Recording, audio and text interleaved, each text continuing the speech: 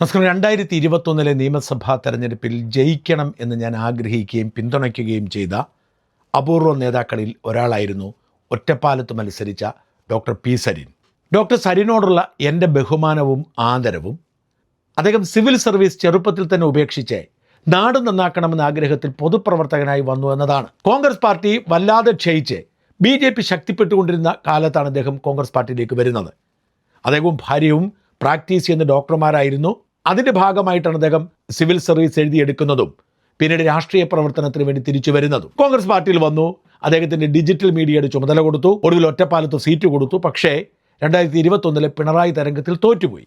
എന്നാൽ നമ്മളെ എല്ലാവരെയും ഞെട്ടിക്കുന്നൊരു സംഭവം ഉണ്ടാവുന്നു. 2024 ലോക്സഭാ തെരഞ്ഞെടുപ്പിലേക്ക് മത്സരിക്കാൻ അപ്രതീക്ഷിതമായി പാലക്കാട് MLA ഷാഫി പറമ്പിലിന് നറുക്കു വീഴുന്നു. ഷാഫി പോയതോടെ പകരം സ്വാഭാവികമായും പാലക്കാടുകാരൻ എന്ന നിലയിൽ സരിന് സീറ്റ് കിട്ടുമെന്ന് പ്രതീക്ഷിക്കുന്നു. പക്ഷെ കൊടുത്തത് പത്തനംതിട്ടക്കാരനായ രാഹുൽ മാങ്കൂട്ടത്തിനാണ്. അതിന് കോൺഗ്രസ് പാർട്ടിയെ കുറ്റം പറഞ്ഞിട്ട് കാര്യമില്ല. വിജയമെന്ന തന്ത്രമായിരുന്നു അവരുടെ മുമ്പിലുണ്ടായിരുന്നത്. തൃക്കാക്കര മുതൽ എല്ലാ ഉപതെരഞ്ഞെടുപ്പിലും വിജയം ഉറപ്പാക്കാൻ ശ്രമിച്ചപ്പോൾ ഉറപ്പായും ജയിക്കുന്ന ഒരു സ്ഥാനാർത്ഥി എന്ന നിലയിൽ അക്കാലത്ത് സോഷ്യൽ മീഡിയയിൽ ഏറ്റവും ജനപ്രീതി ഉണ്ടായിരുന്ന മാങ്കൂട്ടത്തെ കൊണ്ടുവരികയായിരുന്നു. സ്വാഭാവികമാണ് സരിന് നിരാശയുണ്ടാവുക. കാരണം സീറ്റ് പ്രതീക്ഷിച്ചു, പക്ഷെ കിട്ടിയില്ല. അതിൽ സരിൻ നിരാശപ്പെട്ടാൽ നമുക്ക് കുറ്റം പറയാൻ കഴിയില്ല. പക്ഷെ സകലരെയും വഞ്ചിച്ചുകൊണ്ട് അന്നുവരെ പിണറായിയെയും CPM-നെയും തെറി പറഞ്ഞുകൊണ്ടിരുന്ന സരിൻ തെറി പറച്ചിൽ നിർത്തി അവരുടെ സ്തുതിപാഠകരായി കോൺഗ്രസ് പാർട്ടിയെ തെറി പറയാൻ തുടങ്ങി. സരിൻ പാലക്കാട് ഇടതുമുന്നണിയുടെ സ്ഥാനാർത്ഥിയായി 8 നിലയിൽ പൊട്ടി 3-ാം സ്ഥാനം കൊണ്ട് തൃപ്തിപ്പെട്ടു. ഒരു രാഷ്ട്രീയ കൂറുമാറ്റം നടത്തി പരീക്ഷിച്ചു നോക്കി, തോറ്റതിൽ കുറ്റമൊന്നും പറയാൻ കഴിയില്ല. പക്ഷെ സരിന് പിന്നീട് മത്സരിക്കാനുള്ള ആത്മവിശ്വാസം പോലും നഷ്ടപ്പെട്ടു. ഇക്കഴിഞ്ഞ നിയമസഭാ തെരഞ്ഞെടുപ്പിൽ സരിന് സീറ്റ് കിട്ടിയില്ല. മത്സരം കഴിഞ്ഞപ്പോൾ സരിന് തോന്നിക്കാണും ഒരു സീറ്റും കിട്ടാതിരുന്ന ഭാഗ്യമാണെന്ന്. CPM-ന്റെ കുത്തക സീറ്റിൽ കിട്ടിയാൽ പോലും തോറ്റുപോകുമായിരുന്നു. മന്ത്രിമാർ വരെ തോറ്റ തെരഞ്ഞെടുപ്പായിരുന്നത്. പക്ഷേ സരിൻ എന്തുകൊണ്ടോ മറ്റെല്ലാ CPM നേതാക്കളെക്കാൾ കലിപ്പോടെ വിദ്വേഷത്തോടെ കുത്തിത്തിരിപ്പ് രാഷ്ട്രീയം തുടങ്ങുകയാണ്. സരിൻ്റെ ഫേസ്ബുക്ക് പേജിൽ എല്ലാ ദിവസവും സരിൻ സമയം കണ്ടെത്തുന്നത് എങ്ങനെയെങ്കിലും കുത്തിത്തിരിപ്പ് നടത്തുക, വിദ്വേഷം പടർത്തുക എന്ന കാര്യത്തിലാണ്.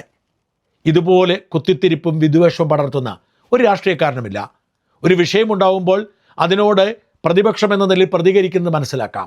പക്ഷെ നിരന്തരം ആരെയെങ്കിലുമൊക്കെ കുറ്റം പറയുക, ആരെങ്കിലുമൊക്കെ ചീത്ത വിളിക്കുക എന്നത് സരിന് ഒരു ശീലമാക്കി മാറ്റിയിരിക്കുന്നു. വാസ്തവത്തിൽ സരിന് പുറത്താക്കപ്പെട്ടതും സീറ്റ് കിട്ടാതിരുന്നതുമൊക്കെ ഗുണകരമായി എന്ന് വിശ്വസിക്കുന്ന ആളുകളുണ്ട്. സരിൻ്റെ കുത്തിത്തിരിപ്പ് കണ്ടിട്ട് മാത്രമല്ല, തോറ്റ ഒരു ജനപ്രതിനിധിയാണ്, പ്രത്യേകിച്ച് പദവിയൊന്നുമില്ലാത്ത ഒരാളാണ്. പക്ഷെ നിരന്തരം വിദേശയാത്രകൾ നടത്തിക്കൊണ്ടിരിക്കുന്നു. ജീവിതം അടിപൊളിയായി ആഘോഷിച്ചുകൊണ്ടിരിക്കുന്ന പോസ്റ്റുകളാണ് നമ്മൾ കാണുന്നത്. സരിൻ്റെ ഭാര്യ സൗമ്യ ലോകം മുഴുവൻ ചുറ്റി നടക്കുന്ന ഒരു സഞ്ചാരി കൂടിയാണ്. അതിൽ അവരുടെ പണം, അവരുടെ ജീവിതം, അവരുടെ തീരുമാനം, അതിൽ തെറ്റൊന്നുമില്ല. പക്ഷേ സരിനൊരു പൊതുപ്രവർത്തകനാവുമ്പോൾ, ഈ നാട്ടിലെ രാഷ്ട്രീയ വിഷയങ്ങൾ ഇടപെടുമ്പോൾ സരിൻ്റെ വ്യക്തി ജീവിതവും ശ്രദ്ധയോടെയുള്ളതാവണം. ലോകം മുഴുവൻ ചുറ്റിക്കറങ്ങി ആഡംബര ജീവിതം നയിക്കുന്ന ഒരാൾ ഇവിടെ ജനപ്രതിനിധി ആയാൽ അയാൾക്ക് എങ്ങനെ ജനങ്ങളെ സേവനം ചെയ്യാൻ കഴിയുമായിരുന്നു? ഇതൊന്നും ആരും ചോദിക്കാറില്ല. ചോദിച്ചാൽ സരിൻ പച്ചത്തെറി വിളിക്കുന്ന അവസ്ഥയിലേക്ക് മാറും. നിരന്തരം ലോകം മുഴുവൻ ചുറ്റിക്കറങ്ങിക്കൊണ്ട് എവിടെ പോയിരുന്നാലും, ഇപ്പോൾ അമേരിക്കയിലാണ് ലോകകപ്പ് ഫുട്ബോൾ കാണാൻ പോയത്, കുറഞ്ഞത് $1000 ഒരു ടിക്കറ്റ് നിരക്ക്.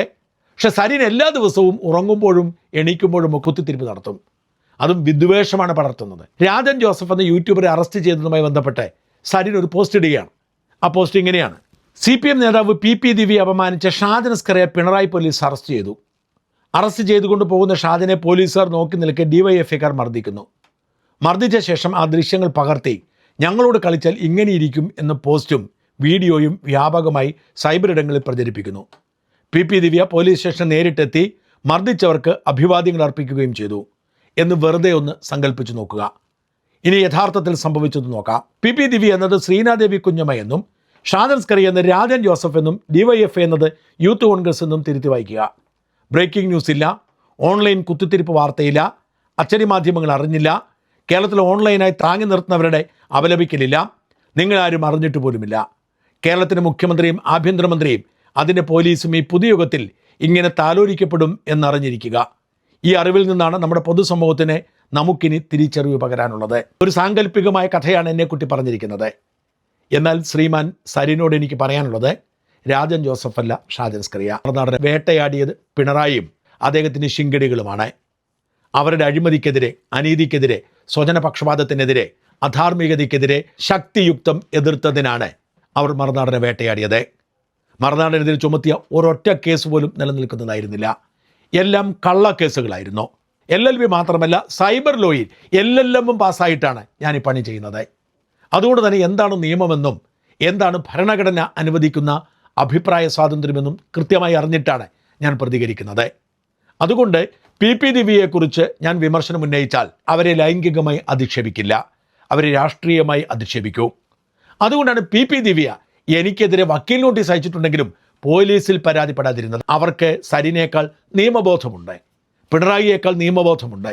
ഒരു സ്ത്രീത്വത്തെ അപമാനിച്ചാൽ, ലൈംഗികമായി അപമാനിച്ചാൽ ക്രൈം ഉണ്ടെങ്കിൽ മാത്രമേ പോലീസ് കേസെടുക്കൂ എന്ന് അവർക്ക് തിരിച്ചറിയാനുള്ള വിവേകമുണ്ട്. എന്നാൽ PP ദിവ്യയുടെയോ മറ്റു പലരുടെയോ വിവേകം ഡോക്ടർ സരിനില്ല. സരിൻ്റെ ഡോക്ടർ പദവിയും സിവിൽ സർവീസും ഒക്കെ സത്യമാണോ എന്ന് അന്വേഷിക്കേണ്ടിയിരിക്കുന്നു. താങ്കൾ മനസ്സിലാക്കേണ്ടത്, രാജൻ ജോസഫ് നിരന്തരമായി സ്ത്രീകളെ അധിക്ഷേപിച്ചുകൊണ്ടിരുന്നു. ശ്രീനാദേവി കുഞ്ഞമ്മയെ മാത്രമല്ല, നിങ്ങൾ ഈ പറയുന്ന PP ദിവ്യ അധിക്ഷേപിച്ചു.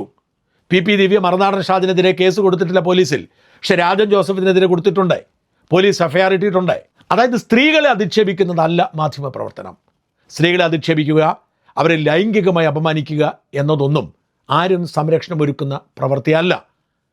ഒരാളെ രാഷ്ട്രീയമായി ശക്തമായി എതിർക്കുന്നത് പോലല്ല ഞാൻ ദിവ്യ എതിർത്തിട്ടുണ്ട്. അത് രാഷ്ട്രീയമായ എതിർപ്പാണ്, അല്ലാതെ ദിവ്യയുടെ വ്യക്തി ജീവിതത്തെക്കുറിച്ചോ അവരുടെ സ്വകാര്യതയെക്കുറിച്ചുള്ള എതിർപ്പല്ല. ഇതൊരു വിവേകമാണ്. ഈ സരിൻ ഇല്ലാതെ പോയതും ഈ വിവേകമാണ്. എന്താണ് ശരി, എന്താണ് തെറ്റെന്നൊന്നും സരിൻ അറിയില്ല. രാജൻ ജോസഫ് CPMൻ്റെ നേതാക്കളായ എളമരം കരീമിനെക്കുറിച്ചും മുഹമ്മദ് റിയാസിനെക്കുറിച്ചുമൊക്കെ അശ്ലീലം പറഞ്ഞിട്ടുണ്ട്. ഈ അശ്ലീലം പറയാൻ വേണ്ടി അയാൾ വാ തുറക്കുന്നു എന്നത് മാത്രമാണ് അയാളുടെ കുഴപ്പം. അതുകൊണ്ടാണ് അയാൾ ഒരു കുരുക്കിന് മേൽ ഒരു കുരുക്കായി അകത്താവുന്നത്. എന്നെ നിരവധി കള്ളക്കേസിൽ പോലീസ് അറസ്റ്റ് ചെയ്തിട്ടുണ്ട്. എന്നിട്ട് എന്തുകൊണ്ട് ജാമ്യം കിട്ടി? പ്രഥമ ദൃഷ്ടിയ കുറ്റകൃത്യം ചെയ്തിട്ടില്ല എന്ന് ബോധ്യമാകുന്നത് കൊണ്ടാണ്. ഒരിക്കലും ജാമ്യം കിട്ടാതിരിക്കാൻ SC/ST അട്രോസിറ്റി ആക്ട് ചുമത്തി. എന്നിട്ട് എന്തായി? സുപ്രീം കോടതി വരെ പോയി. സുപ്രീം കോടതി എനിക്കെതിരെയുള്ള കേസ് ഒരു നിർണായക വിധിയിലൂടെ രാജ്യത്തെല്ലാവർക്കും ബാധകമാക്കി. ഇത്തരത്തിൽ നിയമത്തിൻ്റെ ഉള്ളിൽ നിന്നുകൊണ്ട് മാധ്യമപ്രവർത്തനം നടത്തുന്നവരെ വേട്ടയാടുന്ന പിണറായിയെയും അദ്ദേഹത്തിൻ്റെ പോലീസിനെയും വാഴ്ത്തി അവരുടെ കൂടെ കൂടി അവരുടെ ആനുകൂല്യങ്ങൾ കൈപ്പറ്റി മൃഷ്ടാനം ഭുജിച്ച് ജീവിക്കുന്ന ഡോക്ടർ സരിനെ ഉളുപ്പുണ്ടോ സതീശൻ കുറ്റം പറയാൻ? ഈ രാജൻ ജോസഫിനെ അറസ്റ്റ് ചെയ്തത് അവർ അറിഞ്ഞിട്ട് പോലും ഉണ്ടാവില്ല. പല സ്ത്രീകൾ പരാതിപ്പെട്ടിരിക്കുന്നു, നിങ്ങളുടെ ദിവ്യ അടക്കം. പോലീസ് കേസെടുക്കുന്നു, പോലീസ് അതിൻ്റെ നടപടിക്രമത്തിൻ്റെ ഭാഗമായി അറസ്റ്റ് ചെയ്യുന്നു, കോടതി റിമാൻഡ് ചെയ്യുന്നു. ജാമ്യം കിട്ടിക്കഴിയുമ്പോൾ ജാമ്യ വ്യവസ്ഥ ലംഘിച്ചുകൊണ്ട് വീണ്ടും ലൈംഗികാധിക്ഷേപം നടത്തുന്നു, പോലീസ് വീണ്ടും അറസ്റ്റ് ചെയ്യുന്നു, ജയിലിലാവുന്നു. ഇതൊക്കെയാണ് ഇവിടെ സംഭവിക്കുന്നത്. എന്തായാലും ഒരു കാര്യത്തിൽ സന്തോഷിക്കാം, ഈ സരിൻ കോൺഗ്രസ് പാർട്ടി വിട്ടുപോയില്ലായിരുന്നെങ്കിൽ ഇപ്പോൾ MLA-യും മന്ത്രിയും ഒക്കെ ആയെന്ന് വന്നേനെ. ആ ശല്യം ഒഴിഞ്ഞു കിട്ടിയല്ലോ. ഇങ്ങനെ വിവരമില്ലാത്ത, കുത്തിത്തിരിപ്പ് മാത്രം ചിന്തിക്കുന്ന, പൊതുപ്രവർത്തനം മലീമസമാക്കിയിരിക്കുന്ന ഈ P സരിൻ ആ ഒരു പോക്ക് പോയത് നന്നായി എന്നോർത്ത് ദൈവത്തിന് നന്ദി പറയാം. ഇതുപോലെ വെറുക്കപ്പെട്ട, ഇങ്ങനെ ചീഞ്ഞു നാറിയ മറ്റൊരു പൊതുപ്രവർത്തകൻ ഈ സമൂഹത്തിൽ ഉണ്ടാവുമെന്ന് ഞാൻ കരുതുന്നില്ല. പിണറായി വിജയന് പോലും ആദരവ് കിട്ടുന്നുണ്ട്. സരിൻ്റെ പോസ്റ്റിൻ്റെ കീഴിൽ ഒരാളെങ്കിലും നല്ലത് പറയുന്നത് നമ്മൾ കേട്ടിട്ടുണ്ടോ? അത്രമാത്രം ഈ നാട്ടിൽ ജനങ്ങൾ സരിനെ വെറുക്കുന്നത് എന്തുകൊണ്ടാണെന്ന് സരിൻ ഇനിയെങ്കിലും ചിന്തിക്കുക. ഒരു നല്ല കരിയർ വേണ്ടെന്ന് വെച്ച് രാഷ്ട്രീയ പ്രവർത്തനത്തിനെത്തിയതാണ്. ഒരിടത്തും എത്താൻ പോകുന്നില്ല ഈ കുത്തിത്തിരിപ്പ് സ്വഭാവം നിർത്തിയില്ലെങ്കിൽ.